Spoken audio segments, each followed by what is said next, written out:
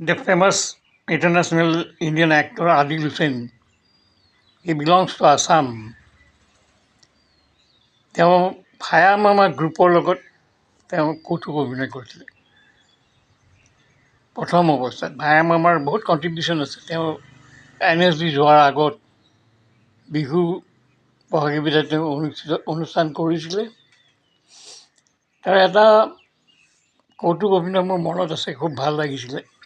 ই follow' কৰিব পাৰে আৰু তেখেতৰ ফটোগ্ৰাফিক মেমৰি আছে। মই শ্বুটিঙত ককা দেউতাৰ কথা বুলি এখন টিভি চিৰিয়েলত ভায়া মামাই প্ৰস্তুত কৰা, তাত মই আদিল হুছেইনক খুব ওচৰৰ পৰা লগ পাইছিলোঁ। এনেও মই চিনি পাওঁ আগৰ পৰাই। দেখিছোঁ যে স্ক্ৰিপ্টবিলাক বহুত লম্বা লম্বা স্ক্ৰিপ্ট, এবাৰ পঢ়াৰ পিছত মনত হৈ যায়। তো এনিৱে, গুৱাহাটী বিশ্ববিদ্যালয়ত এজন মুছলিম প্ৰফেচাৰ আছিলে, head of the department of economics. তেতিয়া তেওঁ কেনেকৈ ভাষণ, ফিজিক্সৰ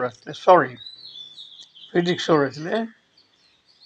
তেওঁ এজন ছাত্ৰই সুধিলে, ছাৰ এটা বেজী হেৰিত ডুব যায় সাগৰত বা নদীত, কিন্তু জাহাজখন নুডুবে। প্ৰফুল, তুমি এইটো বহুত ভাল এটা কুৱেশ্যন কৰিছা। এটা বেজী কিয় ডুব যায়? প্ৰফুল, এইটো খুব ভাল কুৱেশ্যন।